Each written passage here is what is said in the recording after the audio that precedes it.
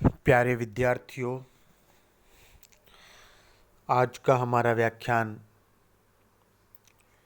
जो व्याख्यानमाला पिछले 10 व्याख्यान से चल रही है, 1857 का विद्रोह, उसका 11वां भाग।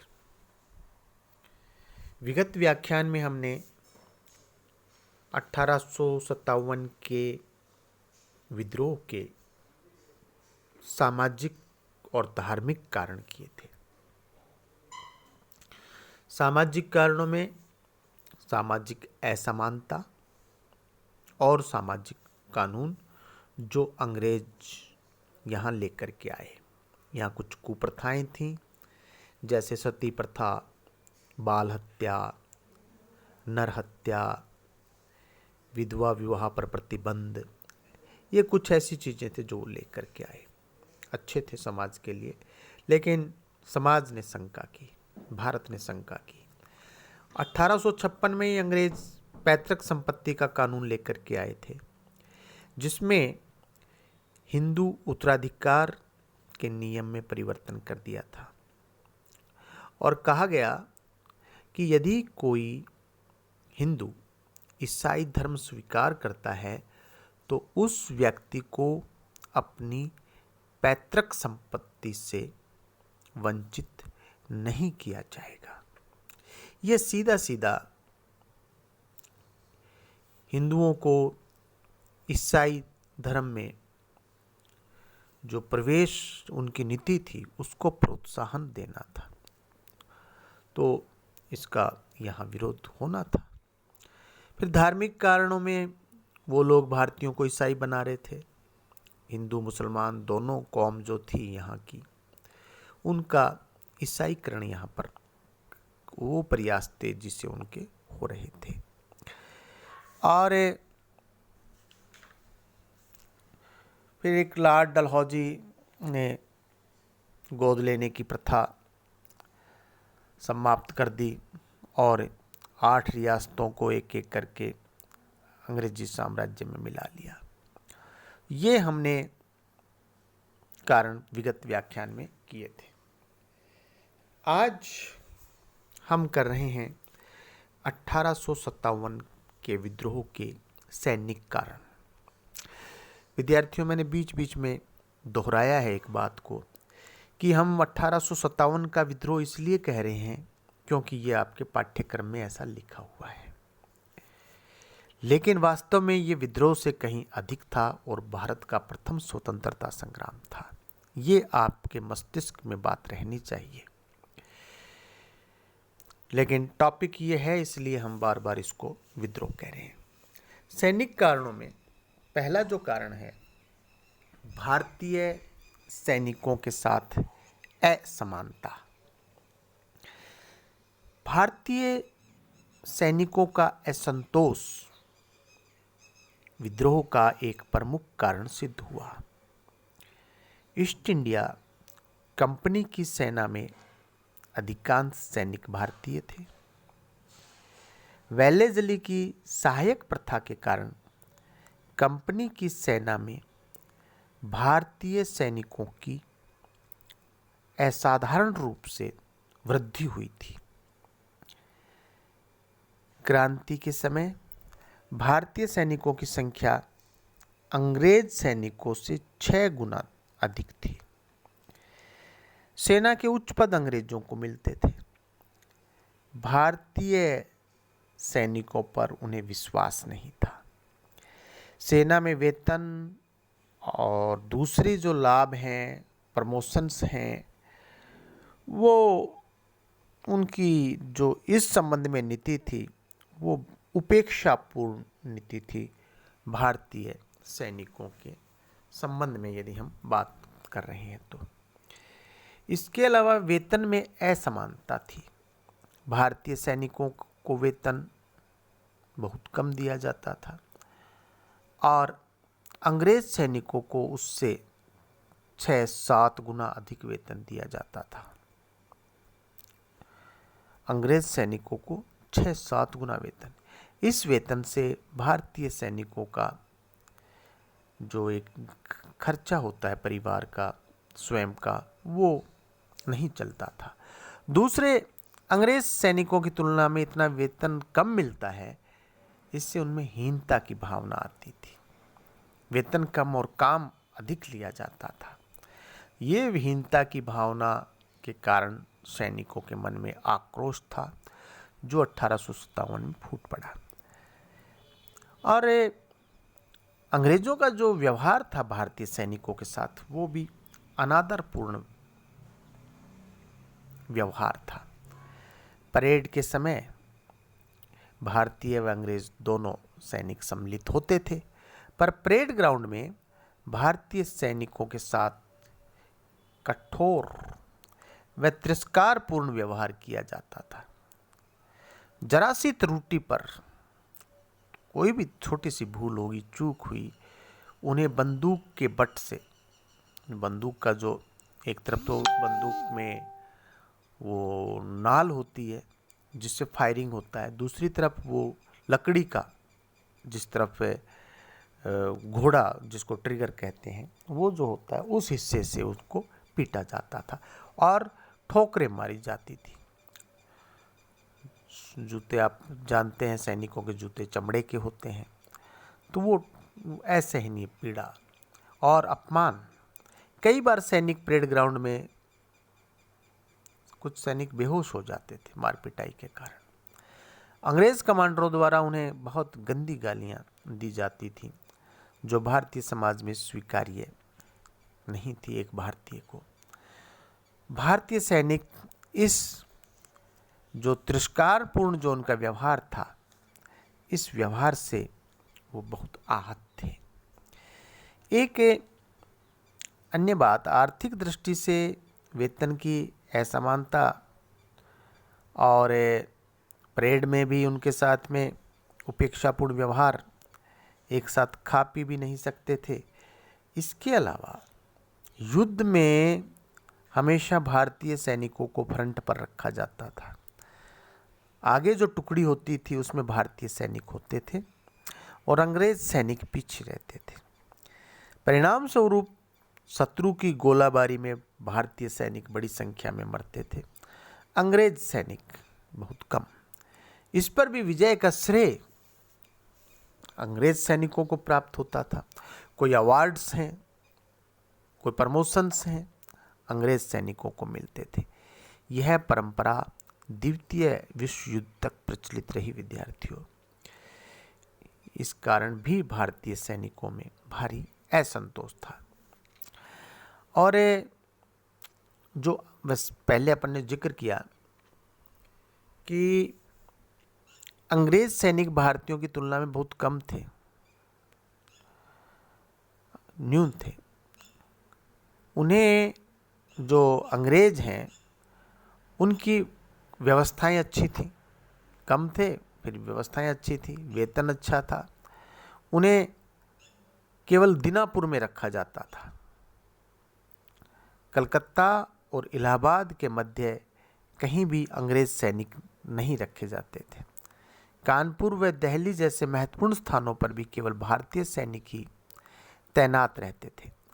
अंग्रेज सैनिकों की इस प्रकार की तैनाती भी जो भारतीय सैनिक हैं उन सैनिकों को वो ठीक नहीं लगती थी।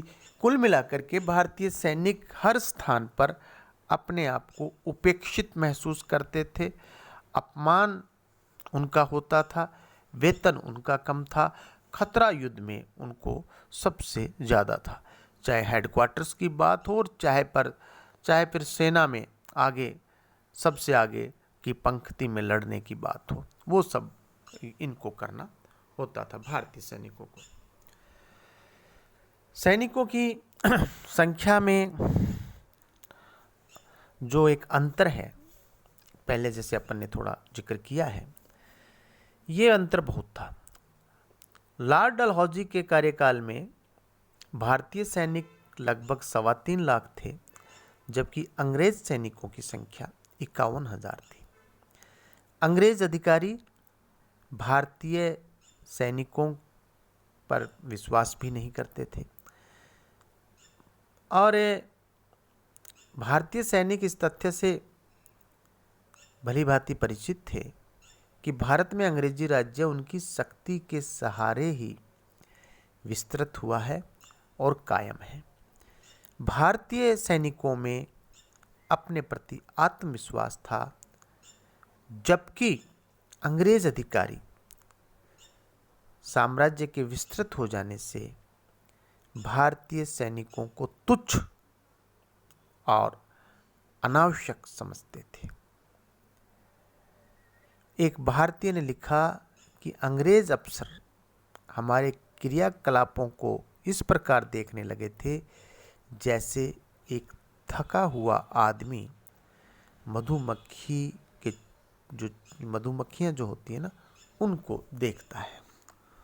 तो कुल मिलाकर के पहले भी हमने ये जिक्र किया है कि संख्या का इतना अंतर और जितनी भी विजय हैं उसमें जो योग्यता है, जो वीरता है, वो भारतीयों की है, लेकिन अंग्रेज अपनी पीठ थपथपाते हैं। एक कारण है क्रीमिया का युद्ध। क्रीमिया का जो युद्ध हुआ ने भारतीय सैनिकों का उत्साह बढ़ा दिया। पहली बात तो यह है कि अंग्रेज सैनिक युद्ध करने क्रीमिया चले गए थे और यहाँ उनकी संख्या कम रह गई थी। दूसरी बात यह है कि क्रीमिया में अंग्रेज सैनिकों की निरंतर पराजयों ने उनकी वीरता व रण कुशलता की पोल खोल दी थी। ये था ना कि अंग्रेज अजेय हैं, अंग्रेजों को कोई पराजित नहीं कर सकता, अंग्रेज दुनिया में राज कर रहे हैं। ये जो अंग्रेजों के बारे में परसेप्शन था, ये परसेप्शन क्रीमिया के युद्ध में चेंज हो गया और भारत में 1857 में भारतीय सैनिक अधिक संख्या में विद्यमान थे, अंग्रेज सैनिक कम थे। तो भारतीय सैनिकों को विद्रोह के लिए यह समय उचित लग रहा था। उनको लग रहा था कि यह समय जो है उनके लिए एक अनुकूल अवसर है। अगली हम बात करते हैं, भारतीय सैनिकों का भत्ता समाप्त कर दिया गया। वेतन तो पहले ही कम मिलता था। युद्ध के मोर्चे पर सैनिकों को भत्ता दिया जाता था और वो डबल होता था। यह भत्ता, यह जो बोनस है, ये उनके वेतन के अतिरिक्त होता था। अवध में जब उनको तैनात किया गया था तो यह भत्ता दिया गया, बोनस दिया गया। परंतु जब पंजाब में सिखों के खिलाफ तथा बर्मा में भारत के बाहर उन्हें भेजा गया तो उन्हें यह बोनस नहीं दिया गया। अब अपनी जान पे खेल रहे थे हमारे भारतीय जाबाज सैनिक, परिवार से दूर और वेतन कम, अपमानजनक व्यवहार, और अब जो बोनस मिलता था वो बोनस भी बंद कर दिया। इस कारण भी भारतीय सैनिक कंपनी सरकार के विरोधी हो रहे थे। सैनिकों को मुक्त पत्र व्यवहार करने का जो अधिकार प्राप्त था कि सैनिक चिट्ठी लिख सकते हैं अपने घर पर, अपने संबंधियों को, अपने मित्रों को, 1854 में वह अधिकार भी समाप्त कर दिया। इससे भारतीय सैनिकों का जो गुस्सा है, वो उनके जो मस्तिष्क में जो एक अंग्रेज विरोधी जो भावना है, वो जो है उसमें बढ़ोतरी हो गई। एक सामाजिक कारण में भी हम करके आए हैं, नागरिकों के संबंध में बात थी वो कि ईसाईकरण का भय। भारतीय सैनिकों को भी यह भय सताने लगा। लॉर्ड डलहौजी के भारत आगमन तक भारतीय सैनिकों में कई प्रकार की आशंकाएं उत्पन्न हो गई थी। उनकी यह आशंका सुदृढ़ होती जा रही थी कि कंपनी सरकार उन्हें ईसाई बनाने की योजना बना रही है। जब सैनिकों को पगड़ी धारण करने और माथे पर टीका लगाने से रोका गया तो वेल्लोर में सैनिकों ने बगावत कर दिया। इसी प्रकार द्वितीय वर्मा जो वार है 1852 में युद्ध है में भारतीय सैनिकों को समुद्र पार भेजा गया तो उनका विरोध किया, क्योंकि उस समय समुद्र यात्रा करना हिंदू धर्म में गलत समझा जाता था, हिंदू धर्म के खिलाफ विरुद्ध समझा जाता था। भारतीय सैनिकों में एक यह आम धारणा बन गई थी कि अंग्रेजों का राज्य भारत में 100 वर्षों के लिए स्थापित हुआ है। 100 वर्षों के उपरांत अंग्रेजी राज्य की समाप्ति अवश्यभावी है। 1757 में यह हुआ था, 1857 में इसके 100 वर्ष पूरे हो रहे हैं। सैनिकों में यह भावना भी दृढ़ हो चुकी थी कि भारत में इतना बड़ा साम्राज्य अंग्रेजों की स्वयं की ताकत से नहीं हुआ है, जबकि भारतीय सैनिकों का इसके अंदर लहू है, उनका जज्बा है, उनकी शक्ति है। भारतीय सैनिकों ने अंग्रेजों को यह सफलता दिलवाई है, ये उनका विश्वास हो गया। अतः जिस प्रकार हम अंग्रेजी राज्य की स्थापना में सहायक हुए हैं, उसी प्रकार विनाश का कारण भी बन सकते हैं। उनकी इसी प्रकार की धारणा से ही लॉर्ड डलहौजी के आने से पहले 1849 में 22वें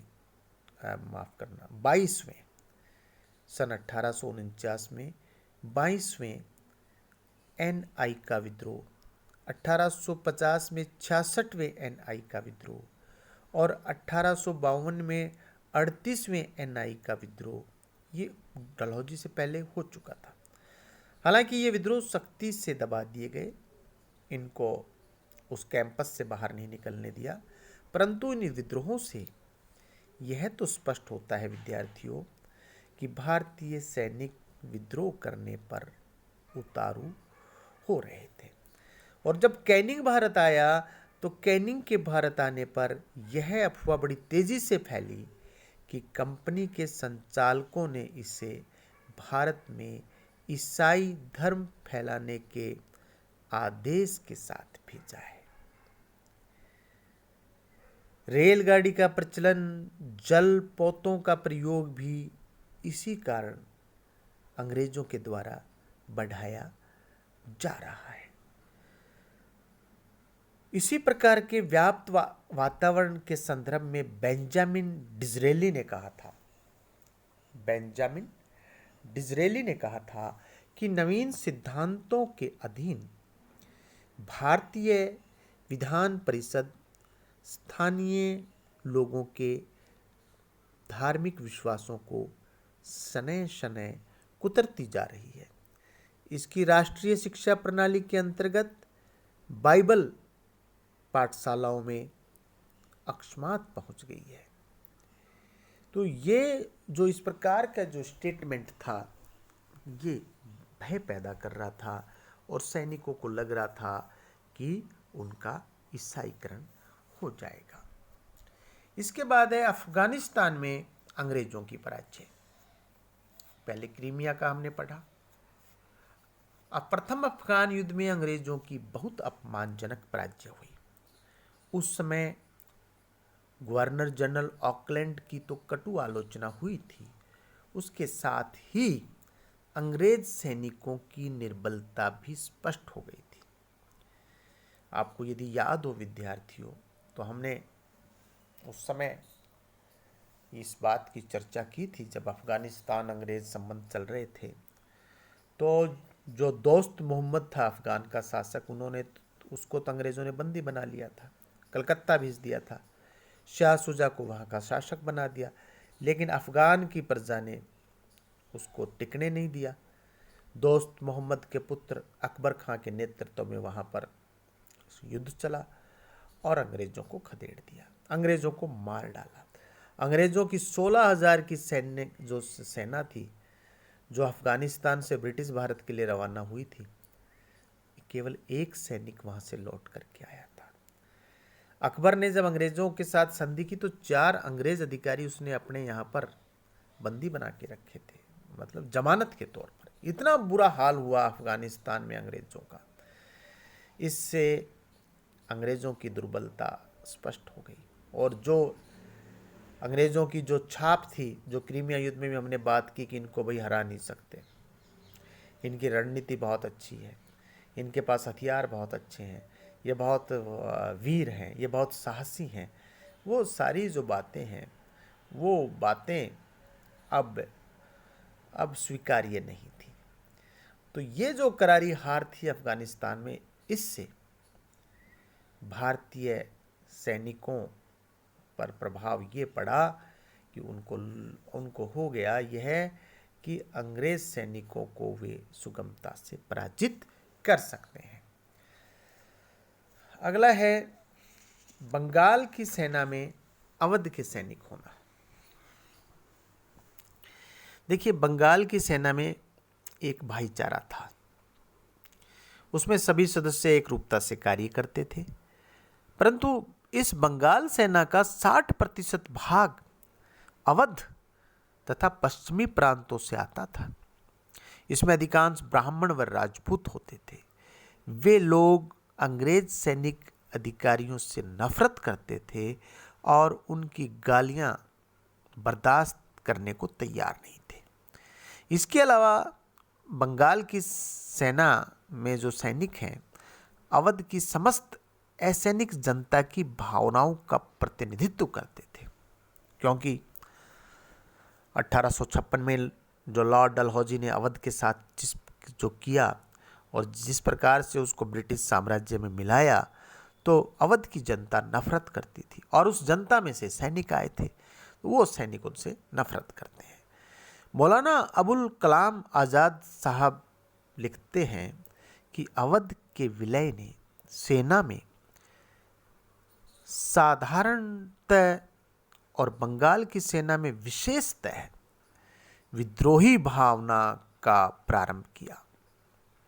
मौलाना अबुल जो कलाम आज़ाद साहब जो स्वतंत्रता सेनानी हुए, उन्होंने सहसा यह अनुभव किया कि वह शक्ति जो कंपनी ने उनकी सेवा और बलिदान से प्राप्त की है, आज उन्हीं के नवाब को समाप्त करने के लिए प्रयोग की गई है। डॉक्टर ईश्वरी प्रसाद ने तो अवध के विलय को ही इस विद्रोह का जो है एक बड़ा कारण माना है।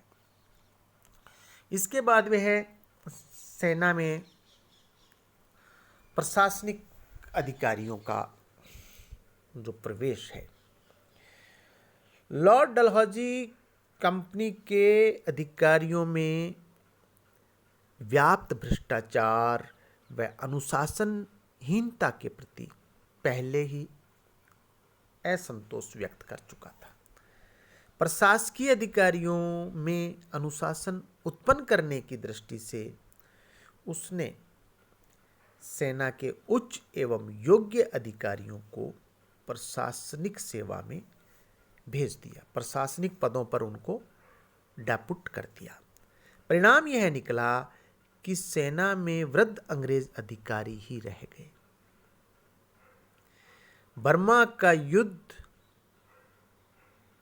का जो नेतृत्व जो गवर्नर जनरल कर रहा था, गॉडविन, गवर्नर जनरल माफ करना मैंने गलत बोल दिया, सिर्फ जनरल गॉडविन जो उनका कमांडर था, उसकी आयु 70 वर्ष की थी।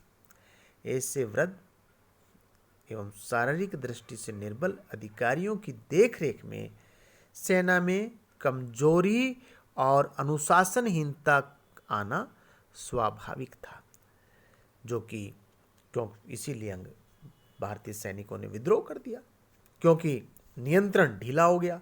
हालांकि उनमें जज्बा बड़ा तेज था, शायद यदि नियंत्रण कसा हुआ भी रहता तो भी वो विस्फोट होता, लेकिन वो भी एक कारण हम कहेंगे।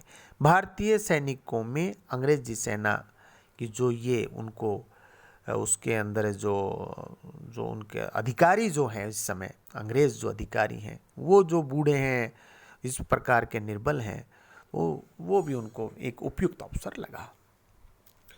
इसके बाद में है सेना भर्ती अधिनियम। 1856 में लॉर्ड कैनिंग द्वारा सेना भर्ती अधिनियम पारित किया गया। लॉर्ड डलहौजी के बाद लॉर्ड कैनिंग भारत आया और उसने 1856 में इस अधिनियम के अंतर्गत भारतीय सैनिकों का भारत के बाहर जाना अनिवार्य कर दिया। जैसा हमने पहले कहा है विद्यार्थियों कि भारत जो हिंदू धर्म है उसमें समुद्र पार जाना अधार्मिक कार्य था, और लॉर्ड कैनिंग इस अधिनियम के माध्यम से भारतीयों को बाहर भेज रहा था। इससे भारतीय समाज और भारतीय सैनिकों में असंतोष फैलना स्वाभाविक था। फलस्वरूप वे अपने धर्म की रक्षार्थ संगठित होकर अंग्रेज़ों के खिलाफ उन्होंने विद्रोह कर दिया और उनको बाहर निकालने के लिए वो योजना भी बनाने लगे। ये विद्यार्थियों आपके इस सैनिक कारण थे जो हमने शुरू से मैं बात करूं तो भारतीय सैनिकों में असमानता की बात की गई, सैनिकों की जो संख्या में अंतर था, और भारतीय सैनिकों का भत्ता जो समाप्त कर दिया गया, भारतीय सैनिकों को युद्ध में आगे रखा जाता था, भारतीय सैनिकों के साथ में अंग्रेज़ों का व्यवहार अच्छा नहीं था, गाली गलौज की जाती थी, खान पान भी उन सब का अलग था। भारतीय सैनिकों को यह डर भी सता रहा था कि अंग्रेज़ उनको ईसाई बना देंगे। इसके अलावा क्रीमिया युद्ध में और अफ़गान युद्ध में जो अंग्रेज़ों की पराजय हुई, उससे भारतीय सैनिकों को बल मिला कि ये जाति अपराजित नहीं है, इसको भी पराजित किया जा सकता है। भारतीय सैनिक यह भी मानते थे कि भारत में जो ब्रिटिश साम्राज्य है उसमें अंग्रेज़ सैनिकों का रोल तो बहुत कम है क्योंकि उनकी संख्या भी कम है, उसमें जो ज़्यादा महत्व भूमिका है वो भारतीय सैनिकों की है। तो उनको लग रहा था जब वो हमारे बल पर भारत में इनका राज्य स्थापित हो सकता है तो समाप्त भी हो सकता है। तो ऐसे बहुत से कारण, और जैसे लॉर्ड कैनिंग ने आके कह दिया कि भाई तुम्हें समुद्र के पार जाना है, अधिनियम बना दिया, तो वो भारतीयों को परेशानी है क्योंकि वो अधार्मिक कार्य है। तो ये सब सैनिक कारण जो सेना के साथ में जुड़े हुए हैं, और चूंकि विद्रोह सेना से ही निकल करके आया था, सैनिकों ने सबसे पहले विद्रोह किया था, फिर वे लाल किला पहुंचे थे और लाल किले से फिर विद्रोह की ज्वाला देश के दूसरे भागों में पहुंची थी। तो ये आपके सैनिक कारण थे। शेष अगले व्याख्यान में। बहुत बहुत धन्यवाद।